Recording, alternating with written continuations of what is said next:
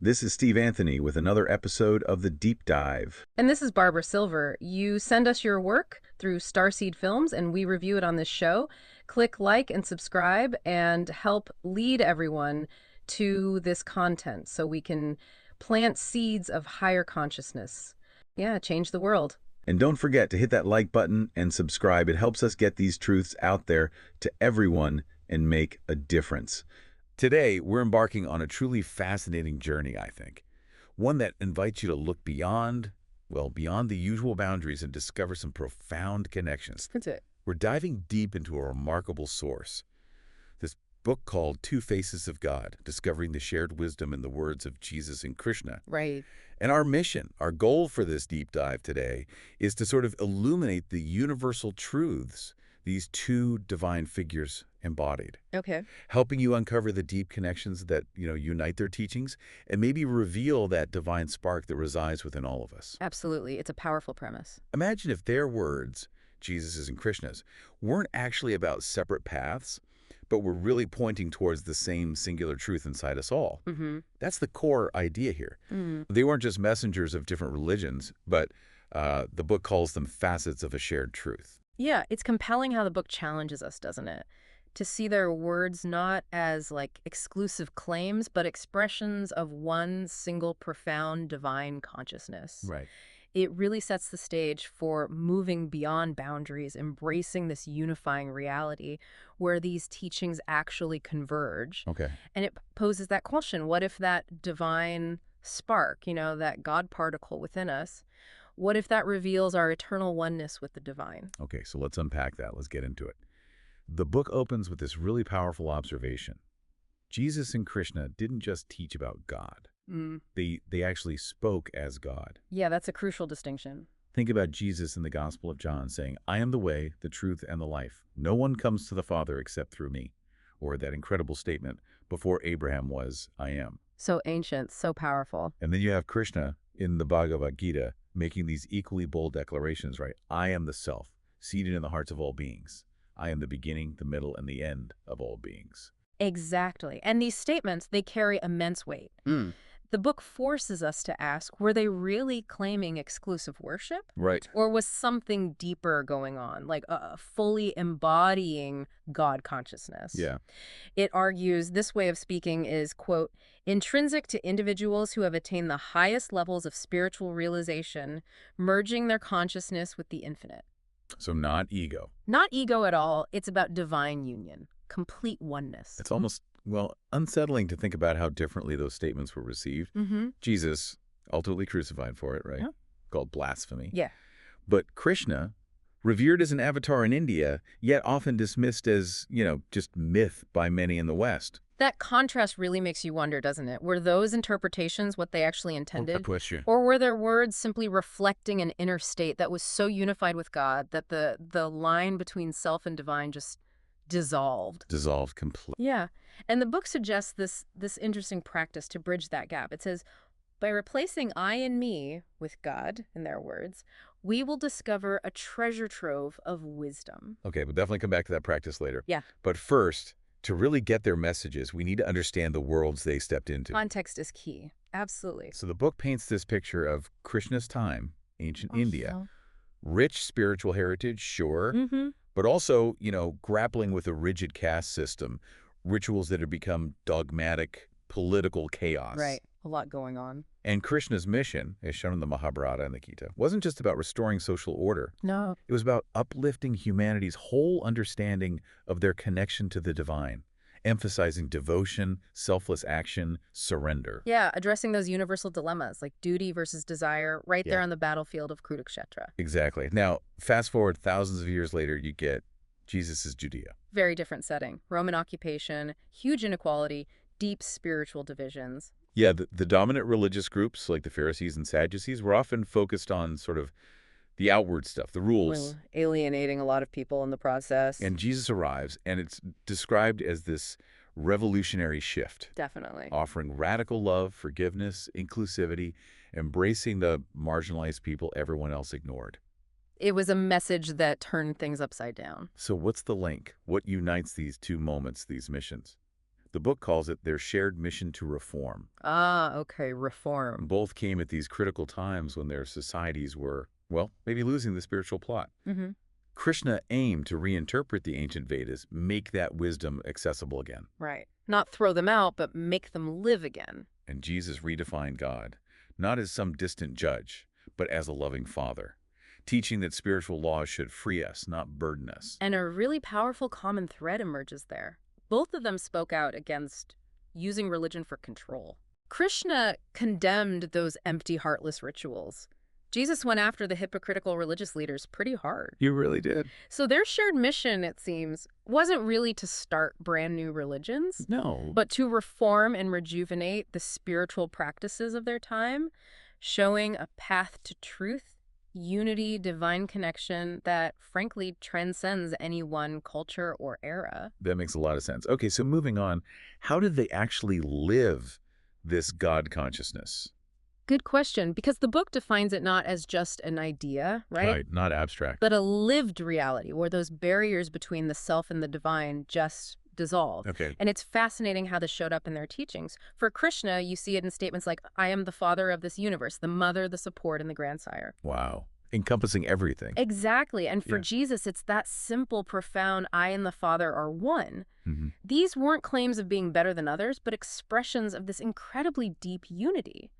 Their spiritual awakenings, though they looked different on the outside, culturally speaking. They carried the same core essence, this seamless blending of divine knowledge and human experience. One of the most striking parallels, I think, is their emphasis on divine love and selflessness. Absolutely central. Krishna's love, you see it in his guidance. He who has no ill will toward any being, who is friendly and compassionate, free from possessiveness and ego, patient, forgiving, that devotee is dear to me. Beautiful. And Jesus' core message, completely rooted in love too, summed up in love your neighbor as yourself. And building on that, they both saw that true love isn't possessive. It's not conditional. Yeah. It's a reflection of God's infinite nature, just boundless. And crucially, they both showed service as a way to God consciousness. Action as devotion. Krishna saying, whatever you do, whatever you eat, do that as an offering to me. Right. Consecrating every action. And Jesus echoed that, didn't he? Saying, whatever you did for one of the least of these brothers and sisters of mine, you did for me. Service to others is service to God.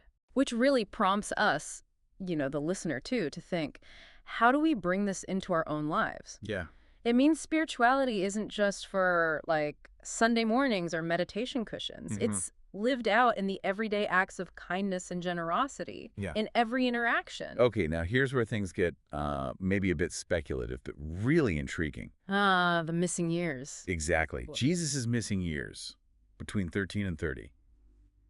The Bible's pretty much silent. Big gap. And the book offers these compelling hints that maybe he traveled beyond Judea, encountered other spiritual traditions.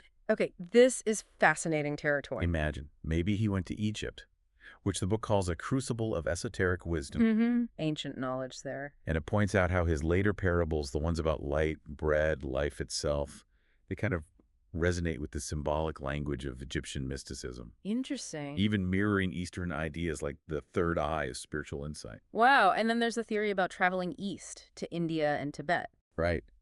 Ancient Buddhist texts mention a saint called Issa, a Western holy man who apparently journeyed through the Himalayas. Issa. Okay. And the book highlights these striking similarities between Jesus' Sermon on the Mount and Krishna's teachings in the Gita. Such as? Well, compare Krishna saying, "One who sees me everywhere and sees everything in me, I am never lost to them, nor are they ever lost to me." Total unity. With Jesus saying, "I am in my Father, and you are in me, and I am in you." The resonance is undeniable, isn't it? It really is. He might also have gone through Persia, maybe influenced by Zoroastrianism, light versus darkness, the call to righteousness, And the Magi, the wise men at his birth. likely Zoroastrian priests. Exactly. So this all leads to a pretty big question. Could Jesus' teachings actually be like a synthesis, drawing from all this wisdom he encountered? Making him a bridge between East and West, as the book suggests. It completely reframes how we might see him. Okay, let's also unpack their teaching methods. Yeah. Jesus and his parables. Ah, yes, the parables. The book uses insights from Paramahansa Yogananda here.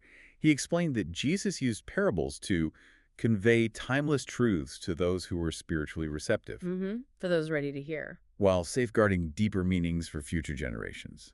Layers of meaning. Right. And Yogananda clarifies that distinction Jesus made between Son of Man, the physical body, Okay. and Son of God, which he says refers to Christ consciousness. Christ consciousness, so not just Jesus himself. Exactly. Yogananda says it's a universal state of divine realization, that ultimate oneness with God that's actually available to everyone. Wow.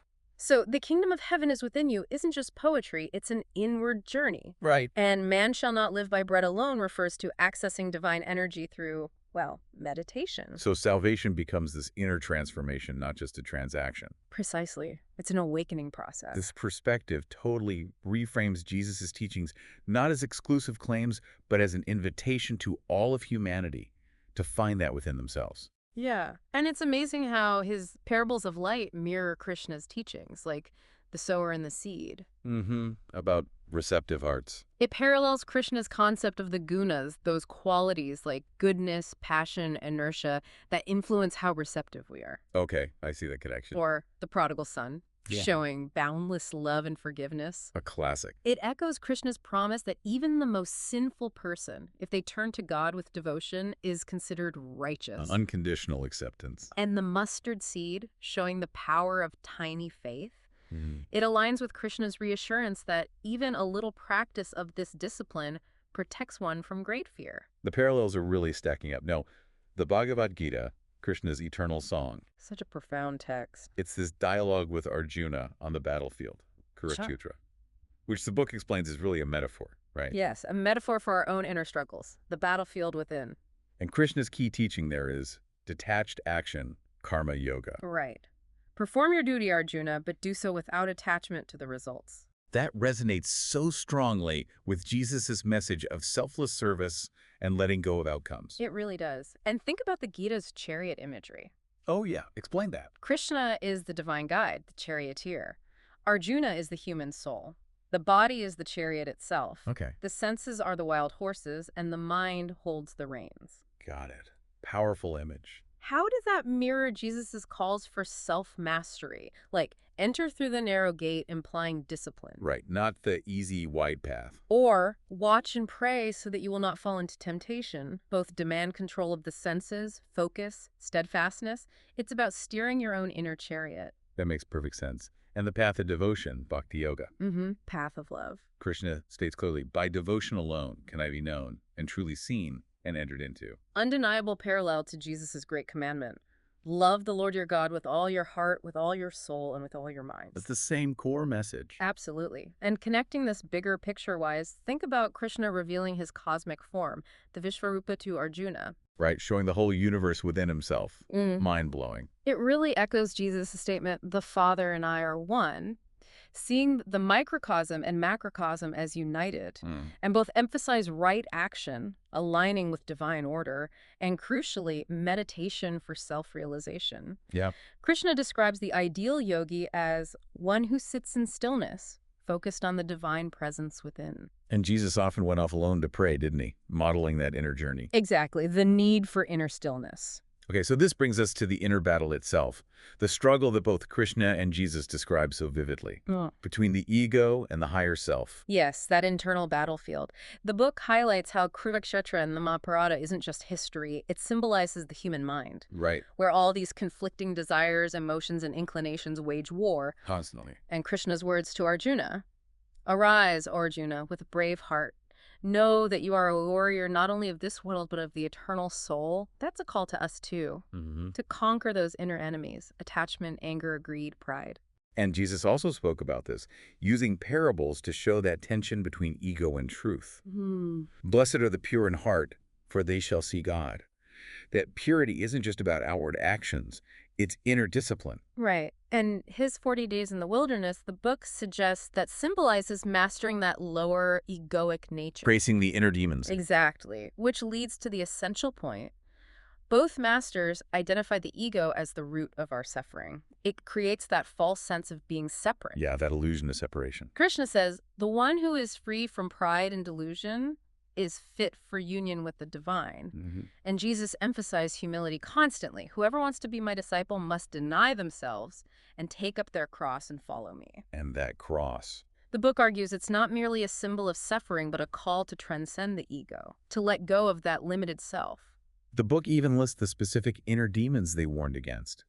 Krishna mentions hypocrisy, arrogance, pride, anger, harshness, and ignorance. Familiar list. And Jesus details things coming from the heart: evil thoughts, sexual immorality, theft, murder, adultery, greed, malice, deceit, and so on. The overlap is undeniable. They're describing the same human failings, the same obstacles to seeing clearly. Right. And both emphasize detachment to overcome these. Yes, but detachment not as like cold indifference, No. but as freedom from the grip of desires and fears. Okay. Krishna's teaching to act without being controlled by the results. Karma yoga again. And Jesus' own steadfastness, even facing crucifixion, trusting God's plan. That's detachment in action. That's a powerful example. Okay, the path continues with forgiveness and grace. The book calls them twin pillars of spiritual liberation. Twin pillars. I like that. It's compelling how Jesus frames forgiveness. If you forgive others, your heavenly Father will also forgive you. Yeah, it's reciprocal. Exactly. It's described as a process that frees us from the burden of resentment. And Krishna similarly describes the ideal person as one who is free from malice toward all beings, friendly and compassionate, unselfish and forgiving. So forgiveness is crucial in both paths. Yeah. What about grace? How is that different? Grace is presented more as a divine gift that flows unconditionally. Okay, not earned through forgiveness, but just given. Right. Jesus embodied it, didn't he? Healing people, and that prayer on the cross, Father, forgive them, for they know not what they do. Ultimate grace. And Krishna also promises divine help. When a person is devoted with complete faith, I unify his faith. In this way, I bestow my grace upon him. So an important question then. Right. We talk about karma, cause and effect. Oh. How does grace fit in? Does it override karma? That's a deep one. Krishna assures Arjuna, even if you are the most sinful of sinners, you can cross over all sin by the raft of knowledge. Grace, or perhaps divine knowledge, provides a way beyond karma's chains. And Jesus' parable of the prodigal son is the perfect illustration of that unconditional divine love. The Father's grace welcomes the Son back, no questions asked. So forgiveness, the book says, isn't just about letting others off the hook. It's a liberation of the soul, aligning us with kindness, humility, peace. Which brings us to the culmination, the divine reflection. Exploring the oneness of Christ consciousness and Krishna consciousness. Yes, and the book stresses these aren't just theological ideas. They Okay. are lived experiences of divine realization, something you can know directly. Okay. Connecting this to the core teachings, Krishna declares, I am the self, seated in the hearts of all beings. Right? The divine spark within everyone. While Jesus prayed that they may all be one, just as you, Father, are in me and I in you, that they also may be in us. It's the same essential truth, isn't it? The individual self isn't separate from the universal source. Exactly. That's the ultimate realization. And both emphasize the inner journey to find this. The kingdom of God is within you, meaning true spirituality isn't locked into one religion or tradition. It's a universal path of self-realization and service. Which leads us to consider, how did they teach unity through surrender? It's not passive resignation, is it? No, not at all. Jesus' prayer in Gethsemane, not my will, but yours be done. Right. An active yielding. And Krishna telling Arjuna, by surrendering all actions to me, engage in battle without anxiety. Both point to this active trust in the divine, aligning your small will with the greater will. Okay, but we have to confront the fact that these messages often get twisted. Definitely. The breaking barriers section. The book highlights how spiritual messages are frequently misinterpreted, confined, and wielded as tools of division. Yeah, statements like Jesus saying, I am the way, the truth, and the life. No one comes to the Father except through me. Often used exclusively. Or Krishna saying, surrender unto me alone. These get used to justify saying our way is the only way. Right. But what's compelling is the book's argument that if you look closer at their lives and the full context of their messages, you find a deeper universal truth. Both of them constantly broke down barriers in their own time. Jesus reached out to Samaritans, tax collectors, women the marginalized, and Krishna assured Arjuna, whatever path men travel is my path. No matter where they walk, it leads to me. That's incredibly inclusive. Wow. Okay, that puts those exclusive sounding statements in a different light. It does. And the book also warns about the danger of worshiping the messenger. Focusing on the personality instead of the teaching. Exactly. Followers emphasize the persona, the historical figure, and that can end up obscuring their universal messages. So how do we avoid that? How do we embrace unity while respecting diversity? Well, Paramahansa Yogananda is quoted again saying, "The true basis of religion is not belief, but intuitive experience. Intuition is the soul's power of knowing God." Intuitive experience, inner knowing, not just dogma. Exactly. Which circles us back to that practice the book suggests. The replacing I with God idea. Yes, let's try it. Okay. So Krishna says, one who sees me everywhere and sees everything in me is never lost to me, nor am I ever lost to them. Mm-hmm. Now substitute me with God. One who sees God everywhere and sees everything in God is never lost to God, nor is God ever lost to them. See, it shifts the focus from the person of Krishna to the universal divine principle. It really does. Okay, let's try Jesus. I am the vine, you are the branches. If you remain in me and I in you, you will bear much fruit. Okay, substitute again. God is the vine, you are the branches.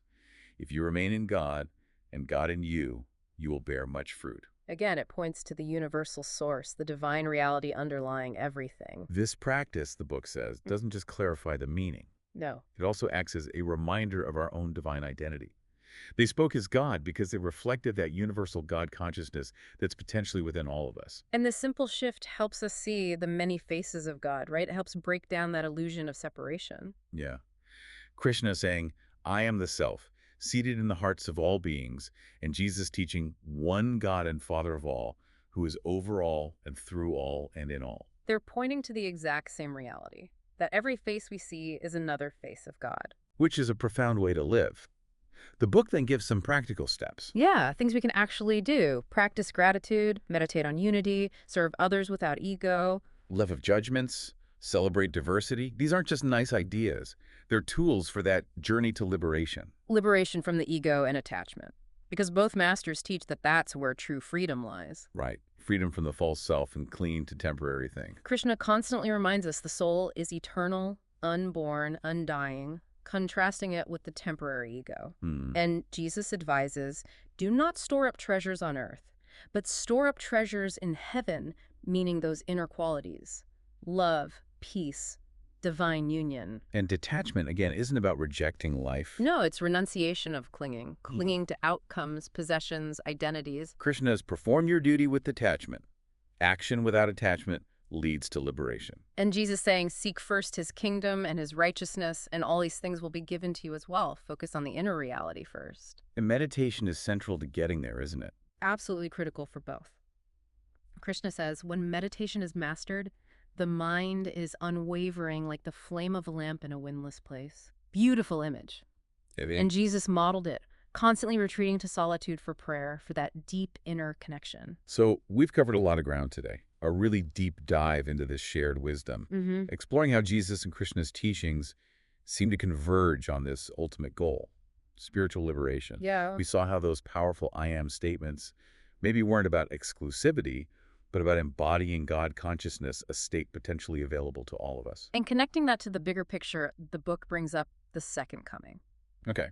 Not in the usual sense. No, not as some external apocalyptic event, but as an inward awakening. A collective realization of Christ's consciousness within the hearts of humanity. Wow. Like an evolution of consciousness. Exactly. Which parallels the Hindu concept of the Satyuganan age of truth, of spiritual renewal. Both traditions suggest humanity's real liberation lies in awakening that divine presence within. So the light isn't just out there in them. It's within us, too. You are the light of the world. Precisely. And Yogananda, as the book highlights, explained it beautifully. Jesus and Krishna were fully awakened souls who could speak as God because they had become one with the infinite. They closed the gap. They closed the gap, which makes that observation by Alan Watts so insightful. Remind us. He pointed out the cultural difference. In the West, if you say, I am God, you risk being called blasphemous or crazy. Right. But in India, the reaction might be, well, of course, congratulations, you finally found out. Huh. This is a lot, doesn't it? It reveals a profound difference, right, between cultures that tend to suppress that idea of inner divinity versus those that celebrate it as everyone's potential. So the ultimate message for you listening seems clear. The kingdom of God is within you. Not just a nice phrase. Not just poetry. It's a truth waiting for you to realize in your own experience. Yeah. And when you awaken to that, the book suggests you see that love isn't something you earn or ration out. Love is who you fundamentally are. It's the natural state of a heart that knows its connection to the divine. Beautifully put. And the book concludes by really emphasizing the power of that simple act we practiced, deciphering their words by replacing I or me with God. That little key. It says that act reveals a treasure trove of universal truth, helping to dismantle those illusions of separation and exclusivity. Their messages become invitations. Invitations for all of us. For all of us to recognize the divine within ourselves and within all beings, manifesting in countless ways across all times and cultures. A truly unifying perspective. Well, we hope this deep dive has given you a shortcut to being well-informed on this, sparked maybe a few aha moments, Hopefully. and invite you to explore these profound connections for yourself. Until next time, keep diving deep.